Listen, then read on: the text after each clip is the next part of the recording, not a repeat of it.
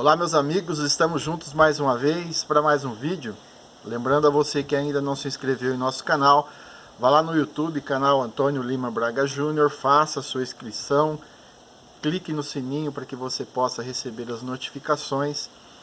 E também estamos no Instagram, né? Você pode nos acompanhar por lá. E no Facebook, além de colocarmos os vídeos todas as semanas, durante a semana nós colocamos os versículos de um determinado capítulo. E você pode ler a Bíblia com a gente de segunda a sábado, ok? Chegamos no capítulo 19 do livro de João. Como vimos na semana anterior, Pilatos, o governador romano da Judéia, encurralado entre a pressão de seus superiores e o povo a qual governava, quis resolver o impasse de 4 maneiras. A primeira, ele tentou transferir para outras pessoas a responsabilidade de julgar, recomendando que os judeus assim o fizessem com as leis próprias deles, como nós vimos na semana passada. Também tentou encontrar uma maneira de libertar Jesus, sugerindo que fosse solto por ocasião da Páscoa, mas também não funcionou, porque eles escolheram libertar Barrabás, como nós também vimos na semana anterior. Então ele tentou acalmar o ânimo dos judeus ao prometer açoitar Jesus em vez de entregá-lo à morte. Versículos 1 ao 3, que nós veremos hoje. E também fez um apelo aos próprios acusadores lá no versículo 15, que também veremos hoje. Pilatos resolveu açoitar Jesus com o intuito de acalmar a fúria dos judeus. A sua preocupação era totalmente voltada a seus interesses pessoais. Ele não estava preocupado com Jesus, mas sim com o seu governo. Inicia-se ali o flagelo de Jesus. O procedimento era descobrir a parte superior do corpo, que em seguida era amarrado a um pilar. Depois um chicote de 3 pontas, com pedaços de chumbo ou de ossos, era utilizado para açoitá-lo. A flagelação normalmente fazia parte do processo de extrair uma confissão. Devia, segundo a lei romana, preceder a crucificação. Já na lei judaica, a permissão era de 40 chibatadas. Depois de ser açoitado, Jesus veio a sofrer outras agonias. Era um castigo muito doloroso. Talvez Pilatos imaginasse que o povo ficaria comovido com o sofrimento de Jesus e pedisse para que ele parasse. Os soldados romanos foram além das ordens de açoite. Eles resolveram zombar de Jesus. Zombaram da majestade dele. Colocaram uma coroa de espinhos em sua cabeça e vestiram-no com uma capa de púrpura. Eles diziam: "Salve, Rei dos Judeus!" E ainda lhe davam bofetadas. Versículos 2 e 3. Finalmente a verdade foi escancarada. No versículo 6, Pilatos disse que não achou nenhum crime em Jesus. Como todos os principais dos sacerdotes estavam pedindo a crucificação, ele disse que levassem Jesus e o crucificassem então. Os líderes religiosos tinham levado Jesus a Pilatos dizendo que ele era uma ameaça ao governo e que estavam criando rebeliões. Entretanto, essa acusação caiu por terra, meus amigos. A acusação dos líderes religiosos era de blasfêmia, mas para eles não importava o motivo. Queria mesmo, era Jesus morto. Mas nós devemos salientar algo muito importante: a serenidade de Jesus. Durante todo esse processo de julgamento espúrio, Jesus se manteve com total controle da situação, enquanto Pilatos e os líderes religiosos estavam totalmente sem saber o que fazer. Jesus conhecia a verdade e os planos de Deus. Jesus estava inabalável. Na verdade, quem estava sendo julgado eram Pilatos e os líderes religiosos. e não Jesus.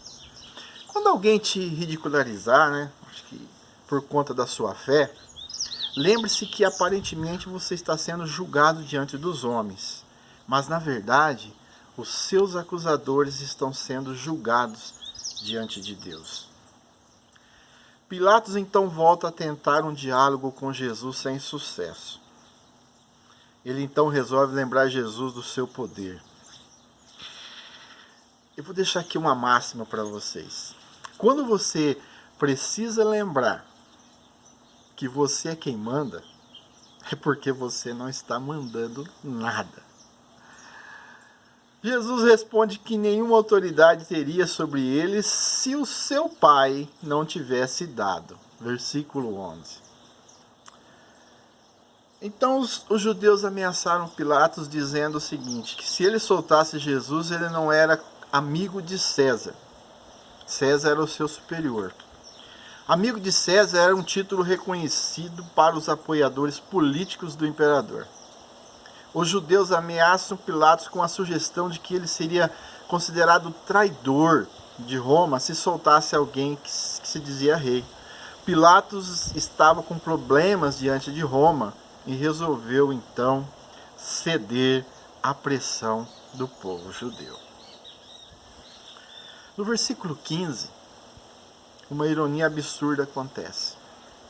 Os principais dos sacerdotes gritaram que não tinham um rei além de César, apesar do intenso ódio que eles tinham por Roma.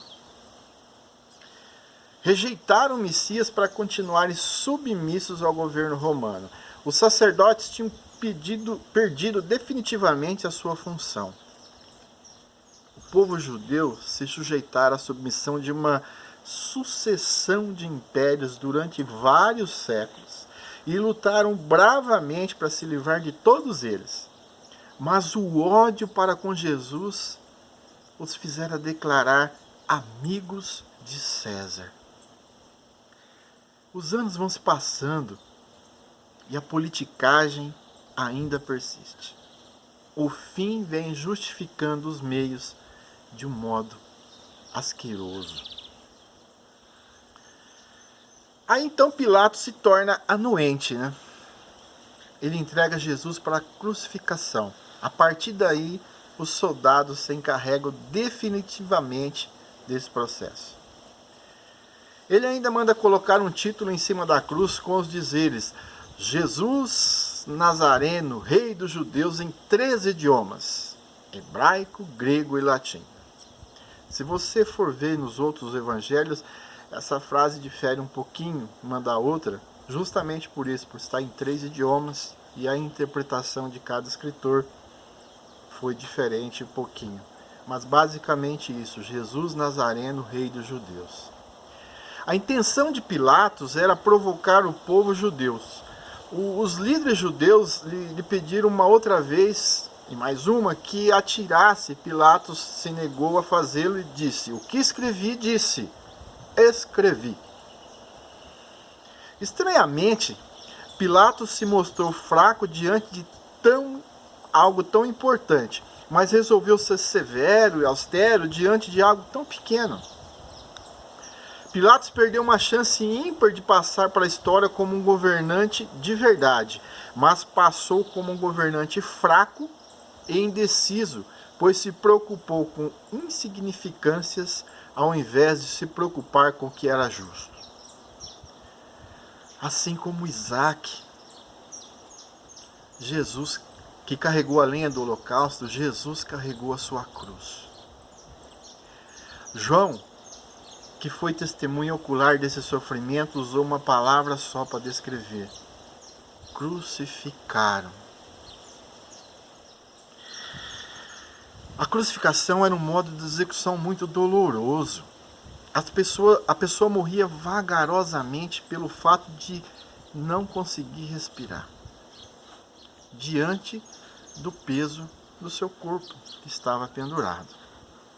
Em muitas ocasiões, as pernas dos condenados eram quebradas, pois naquela agonia de quererem respirar, eles apoiavam as suas pernas na cruz para aliviar o peso do seu corpo. Mas os soldados, quando foram fazer, verificaram que não seria necessário, pois Jesus já estava morto. Mesmo assim, um dos soldados furou Jesus com uma lança. Nenhum osso foi quebrado, para que cumprisse o que está escrito lá no Salmo 34 e 20. Ele guarda todos os seus ossos, nem sequer um deles se quebra. Jesus foi oferecido como perfeição pelos nossos pecados.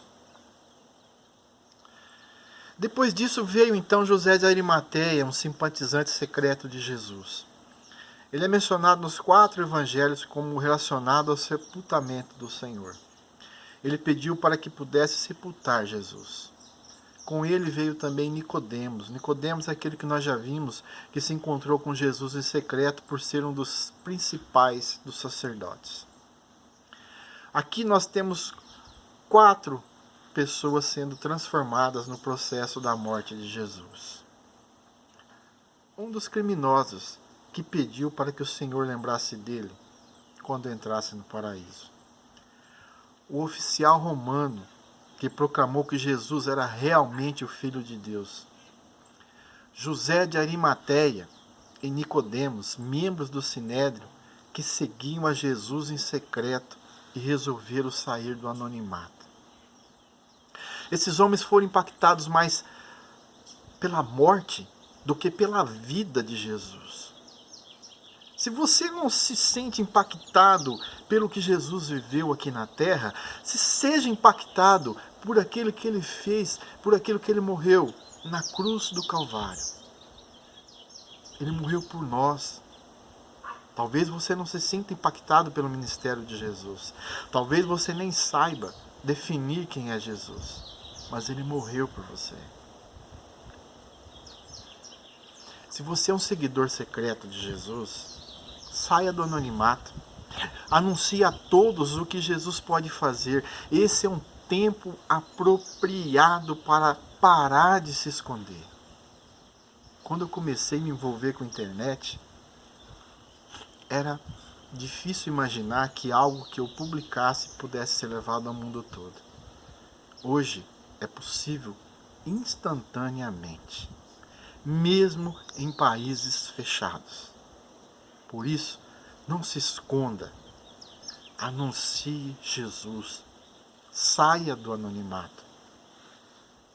O sofrimento de Jesus naquele dia foi infinitamente maior do que eu relatei hoje para vocês. Todavia, o que ele importa é que em nenhum momento ele deixou de nos amar. Mas eu vou deixar aqui um spoiler para as próximas semanas. Ele ressuscitou. Um bom dia, que a paz do nosso Senhor Jesus Cristo esteja com todos.